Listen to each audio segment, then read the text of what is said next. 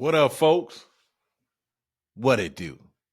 Welcome to another episode of the Best Advice Ever podcast with your boy, Mike Goodwin, the bow tie comedian. Well, let's get it popping. Straight off the jump. Today's best advice ever is simply learn different ways to say no. Now, I've said before in the past, to tell people no, to use your no,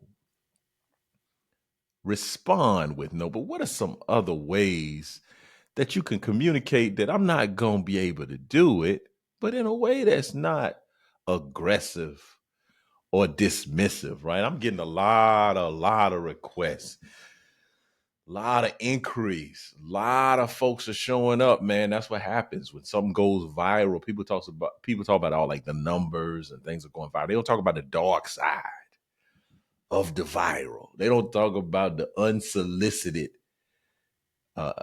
the unsolicited information, the unsolicited requests that when other people that didn't know you find out who you are. Now they saying, "Hey, bro, can you come do my podcast? Can you come do my show? Can you? And you just be like ignoring for a lot of times. I don't like to ignore people. I want to at least give you a response. And I don't want to just be like, nah, I ain't doing that. So what are some ways that you could tell people no, man? I got a few of them. And this was a no I hear pretty regularly. Like, let's say, for instance, I don't hear them as much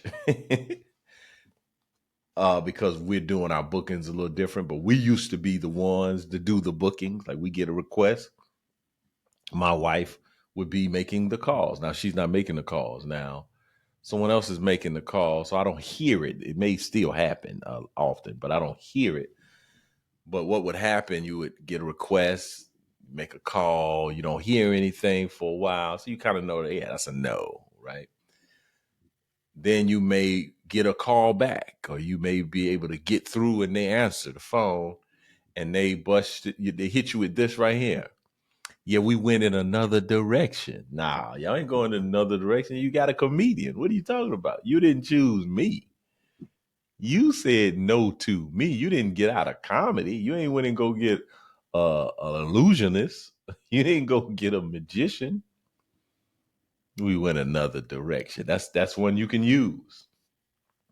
You talking to somebody about their services, and they want to press you for, hey, can we get on a call? Like, I'm sorry, I went in another direction. Yeah, that's how you can say no. What's another way we can say no? I'm going to have to decline. Yeah, that's a no right there. I like to hit them with the unfortunately, because I get that. I've heard no a lot, so I look at how other people say no. Let's say I apply to a comedy festival or opportunity, or even when you apply to college. I haven't applied to college. My daughter's recently applied to college. I used to work at a school helping students apply to college, and they would lead with unfortunately. You know what's going down after that. We don't have to read anymore. Unfortunately, that's the first word you see. They're not going to say, unfortunately, we had to tell other people no to tell you yes. That's not what they say. Unfortunately, we're going to have to decline. That's a no right there, buddy. Here's one. This is a good one. I probably say this often. This is not a good fit. Yeah, I don't think I will be looking at your audience, looking at your marketing. I don't think I would be a good fit. I don't see any other clean nights you got going on over there. It's very, very unclean. This not clean at all. I don't know if we're gonna be a good fit, right? So that's another way.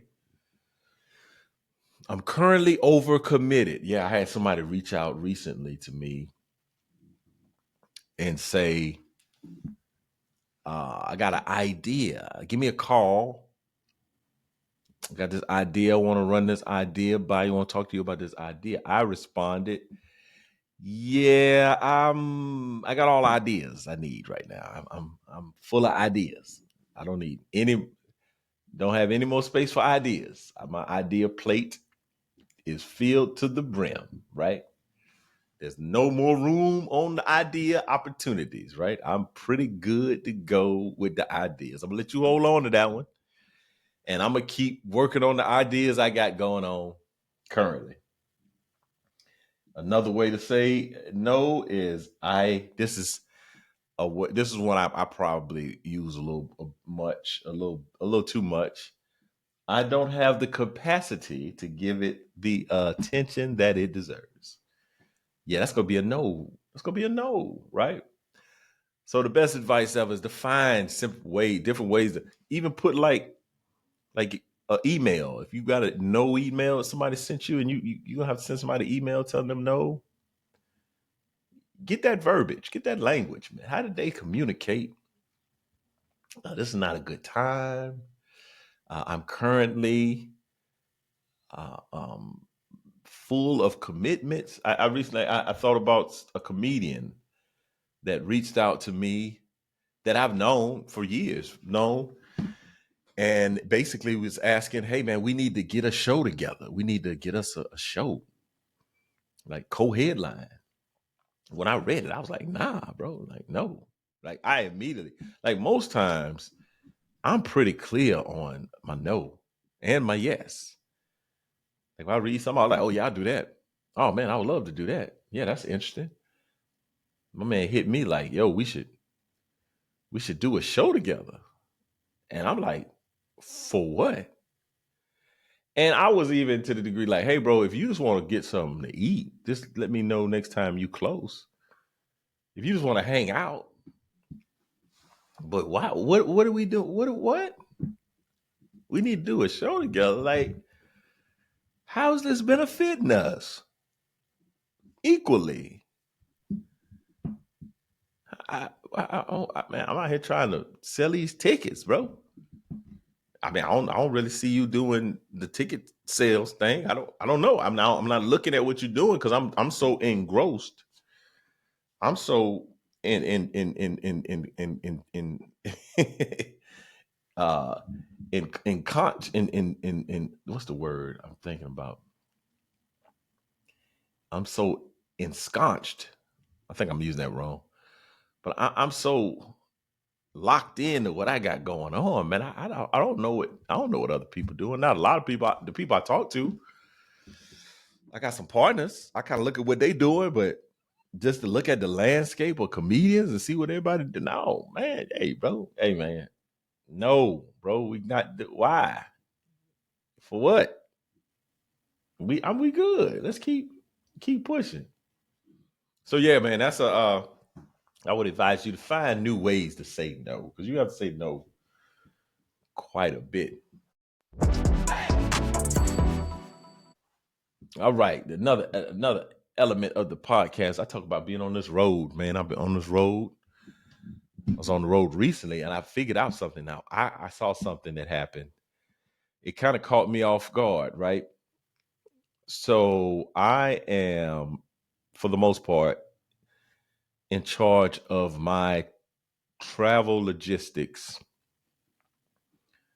about 20% of the time. Most times, if somebody's booking me, I'll take care of the flight. I mean, even if they're paying for the flight, we'll get reimbursed. I'll schedule the flight because I got particular times I want to leave. I got particular times I want to get back. And then when I get it, I got my status as opposed to somebody else booking in and out. They don't have my status information, right? So it's easier for me just to handle my flight information. For the majority of times, the client person booking the show will take care of the hotel and even the transportation to get me from the airport to the hotel to the venue. That happens more times than not. And then the times that it doesn't, I'm responsible for it. I'm responsible for typically all the travel, like all the flights in the going, or even if I'm driving, I'm getting there. You know, I'll get the rental car, I'll drive my car, But the hotel typically is on them unless they give me like a payout. Sometimes they'll say, hey man, here's X amount of money. You take care of that. Well, that happened when I went to Tallahassee. I was responsible for my hotel. I had my flight, responsible for the hotel and the Uber. So Uber's easy, right? Uber's simple. But I am I don't know. I don't know if I'd rather rent a car or Uber. I'd rather rent a car if I have a distance, right? If I have over an hour drive, I'd rather rent a car. If I gotta go, sometimes, and then you may say, well, Mike, why are you driving an hour somewhere? Sometimes it depends on the airport.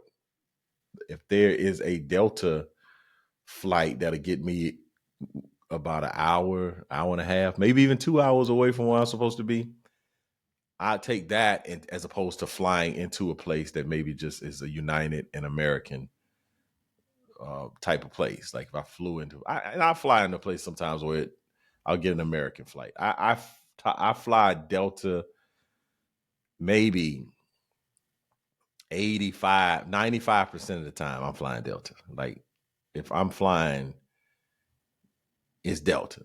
And then that other 5 to 10%, I'm flying American.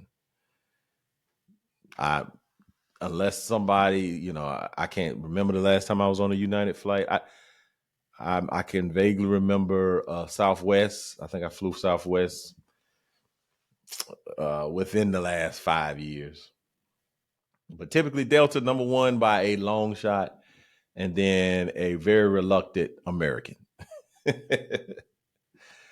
And again, like if I have an hour of travel, I'll get a rental. But if it's some place within, if I get in, like Tallahassee was a place where I could get in, fly from the airport to the hotel to the church. And then sometimes this is what happened at church. Somebody for the church took me back to the hotel. And then I got an Uber to the airport in the morning. Or if there's a shuttle at the hotel, I don't mind a shuttle. I'll get my shuttle on, right? Well, this particular time, I was responsible for the hotel, and I go to book my hotel. And sometimes I book the flight and the hotel at the same time. I definitely will book my flight and my rental car at the same time because you don't want to run up the week of, and then now they don't have the.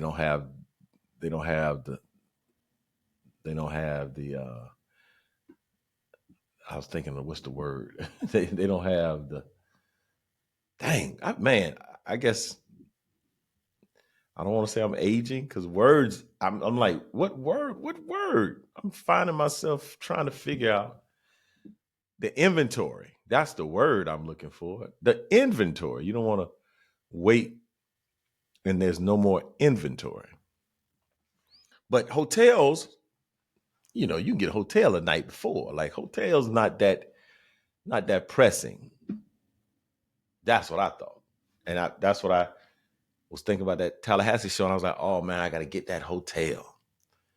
So the show's Friday. So I'm this Thursday night, probably Thursday afternoon, even Thursday morning, I might have thought about it. And let me book this hotel. So I get on, and the hotel, I'm a little bit more free. I would prefer a Marriott, but I go over there to Hilton. I'll go over there to the Hyatt. I kind of bounce around, so I don't have as much status on that hotel side like I do in them flights. So I go to book, man. I go to that Marriott. I pulled up, and I look, okay, closest to the airport. That's what I like. Want to get close to the airport because I get up early. Want to fly in, get in. I want to get to the airport early and then get to the hotel. So I'm looking, man, and I pull up some property. It's Tallahassee. I mean, it's not a major city, but it's a city. They got hotels. They got options. Man, I go to those first 2-3 options. I mean, gray. You can't click nothing. Like it's not even available, not a choice. And then I'm noticing, let's say the hotel, because I took some pictures, matter of fact. I took some pictures I had to document this. I was like, bro, what is happening? Because I started getting a little bit concerned because when I was looking, there was no option to book the flight to book a room on that day. And then what was also happening was that there wasn't the room the next night was super expensive. So here's an example where the day before, so I'm supposed to be booking on a Friday. The day before, hotels $639. The day afterwards, $729. But the following weekends, $189. I see this happens. I'm pulling this out. I'm like, what? Same thing happens. I see this not available for check-in on the date I'm looking at. The day before, $359. The day after, $359. The next weekend, $151. Come on, man. What we doing? $169. So apparently the weekend that I was coming to do this event, Florida State was having their graduation, man. We're talking about there was no hotels to be found. So I'm at the Marriott, pop over to Hilton, same type of situation, man. Like the first available hotels, like Quincy, like 30 miles away. So I reach out to my booking agent. He got some status with some places, so he was able to get me a spot. But it was elevated price. It's like $300 for the night.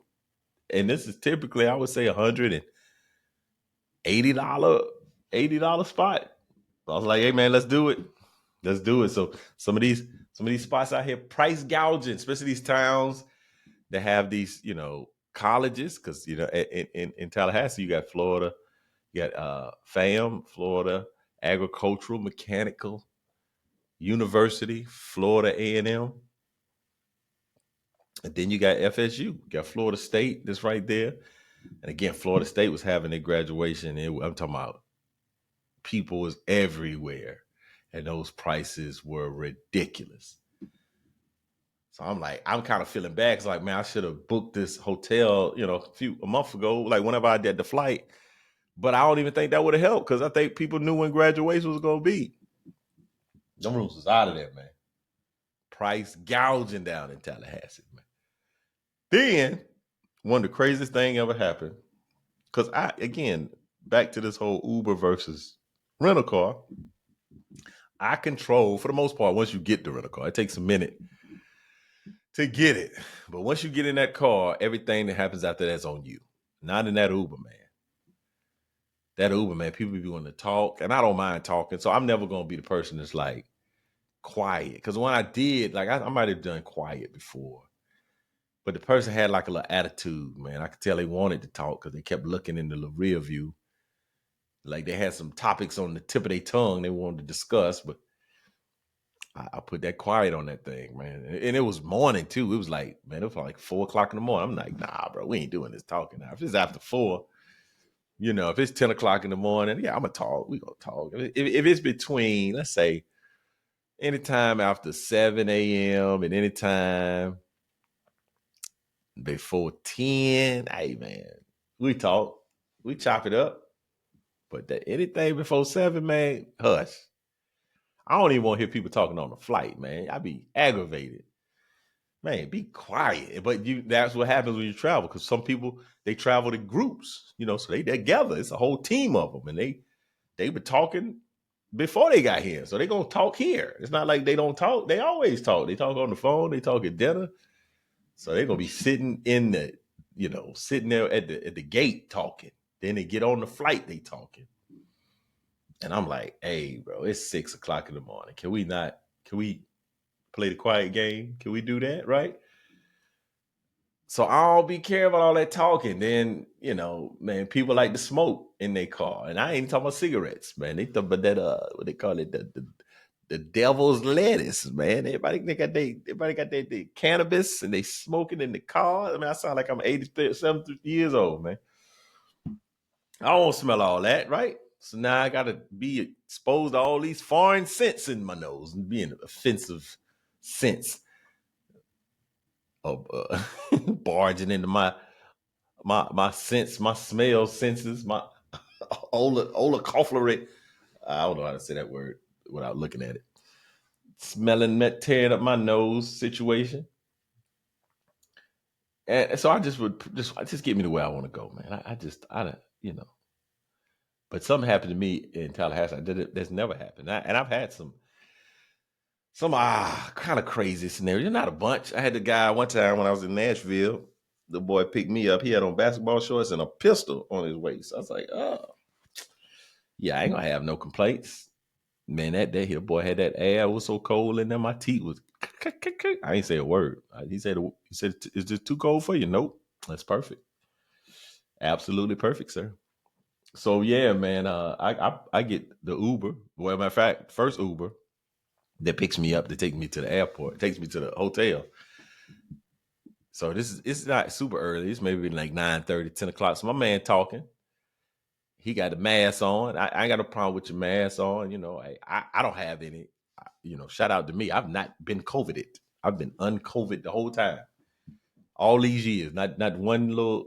I might have had. I might have had some sniffles one time, but I was able to go unscathed through this whole pandemic, right?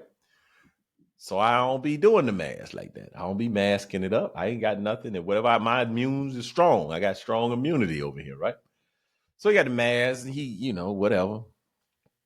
And then I get in the car, man, the boy start talking. He said Mike.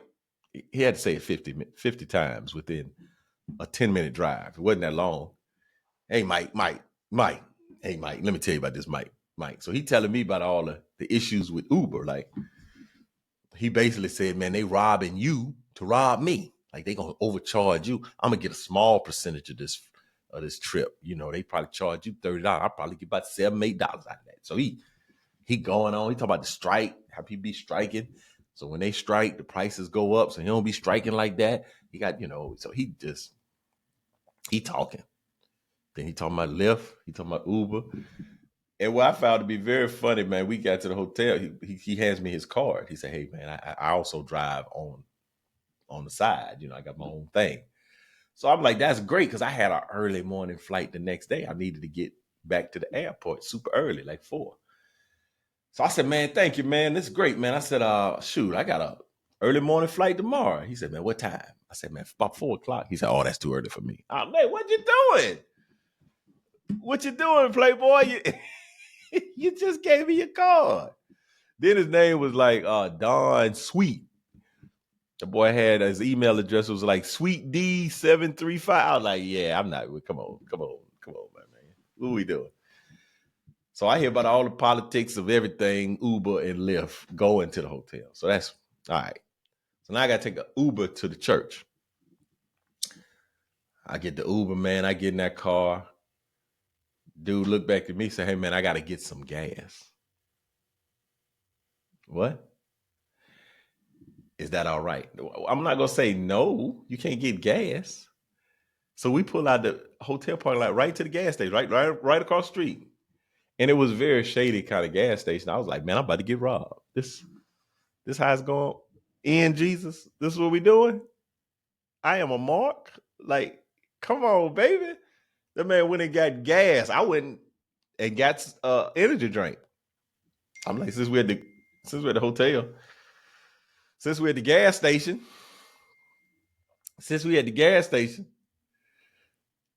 I'm like, what the world? Are you serious right now?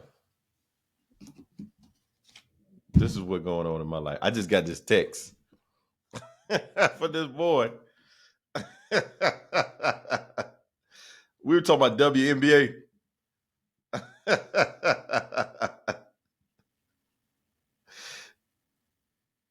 I have the ability to call someone mid. So we talking about WNBA players.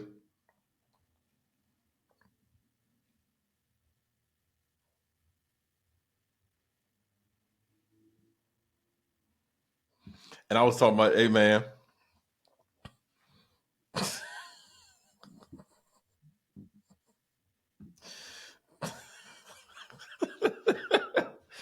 Boy, comics, man. Hey, I don't know what's going on with this internet, man. This is very aggravating. So, man, we talking about WNBA player, man. I'm a WNBA fan.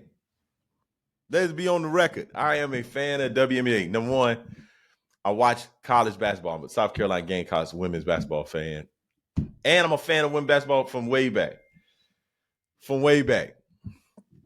And so I'm a fan. I'm talking about Cheryl Swoops. I'm talking about Cynthia Cooper, Dawn Staley. What's my girl that played at the Houston Comics? Tina. I can't remember. Tina Thompson, I believe. I'm a long time. Hey man, I've been getting down with these. I've been getting down with women basketball. This ain't. I'm true to it. I ain't new to it. So we got into a conversation on the van on the bus about the WNBA, and folks was being very disrespectful about the WNBA, and uh, I had to stand up for the WNBA. Like, hey man, cut this out. Like, first off, this is a good brand of basketball. This is very good basketball. And I made my points, and then so he was basically one of the guys was basically saying that there were not attractive women in the WNBA. I say the whole league is unattractive. Man, get out of here, bro. Stop, cut this out. So now I took it upon myself to send him WNBA players that aren't booger woogers. That's what he called them. He said the league was full of booger woogers. I don't even know what wrong with these young people nowadays. So yeah, I don't think y'all wanted to hear that, but since we were in the midst of getting these texts, I had to communicate that. Also, before I get out of here, I wanted to share you from just I've been wanting to use "be that as it may." I'm gonna use that in the matter of fact as I text. Be that as it may. That's a funny phrase. Do y'all have any phrase that when you hear it, it makes you laugh? Be that as it may is funny to me. This is another way to say however or nevertheless. But I don't use it enough. I'm gonna use that when I get back in that test in that thread. Be that as it may. And then I heard one the other day when I was on a flight. This woman, she asked me. I was on, she was sitting next to me. She had her hands full, so she asked me. She said, "Can I prevail upon you to hold my coffee? Can I prevail upon you to hold my coffee? Yes, you may. Prevail away, ma'am. Get your prevail on. I've never. Can I prevail upon you to hold my coffee? Please. Do you have anything else I can hold? I would be very honored to prevail. You can prevail." She said, "Can I prevail upon you to hold my coffee? Be that as it may." I'm gonna hold that coffee, man. Well, y'all, thank y'all for tuning in. This podcast, I was a little bit more random. I get my random on, but I was able to stay within the time frame. But I think there's some technical difficulties with this internet too. But thank y'all so much for tuning in. Again, I'm at all the places on social media. Bowtie Comedy, Mike Goodwin. Like, share, subscribe. Tell people about the podcast. Send me a DM if you got some suggestions. Also, I'll be continuing to do the podcast, but I feel rejuvenated. Like, feel pretty good. So it's a good little run. Matter of fact, a little preview. I'm gonna do some episodes. Probably we'll drop them in June. I'm gonna have my first guest. This is gonna be the first time I have a guest. Never had a guest before. My daughter's joining me, Gabrielle Goodwin.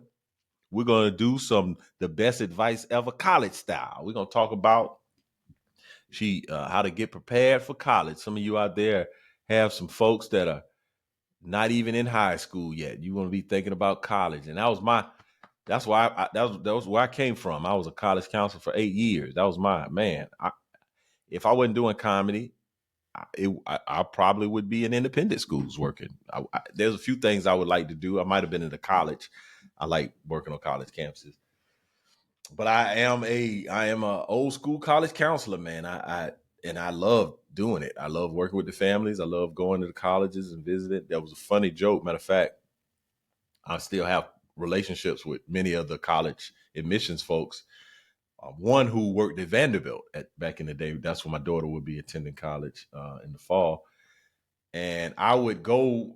They would invite me to like this counselor thing for Vanderbilt. They would bring counselors to the school, And I would joke whenever I would get invited. I was like, man, I got invited, but none of my kids get invited to Vanderbilt because it was a minute, man. We couldn't get kids in Vandy. Like, so I would get invited to the counselor fly-ins, but my kids couldn't get them. Like, let my kids get an acceptance, man. So I didn't have a real high win rate over with Vandy when I was a college counselor. We got some kids in. We did get them in, but not to the degree of the liking, to my liking. I would have liked they gotten more in. But yeah, my daughter, she's gotten in, got a full ride, got all the stuff paid for. Somebody said in online, don't say, they're gonna say it's DEI. I'm like, people say what they want to say. Hey, it's paid for.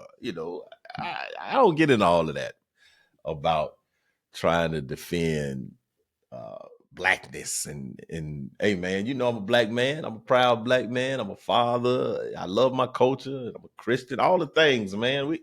Hey man, we out here just living, making the life, trying to live a good life, trying to make a contribution to society. All the things. My daughter is a outstanding candidate. Period. Point blank. Period. She's an outstanding black candidate. She's an outstanding female candidate. She's an outstanding candidate. Like all the things. So we want to talk about college and college admissions and the process and give y'all some of our best advice. So it won't be just be one. I'll even have a conversation. I think maybe one of the last ones about what I wish I would have known when I got ready for college or what I told students. So I'll even have a conversation I'm gonna have with my daughter on the podcast, and maybe you'll find it to be of some value. Well, thank y'all again for tuning in. You could have been anywhere in the world, but you're here with me, and I appreciate it. I'll be back next week, same bat channel, same bat place. I'll see you then. Peace.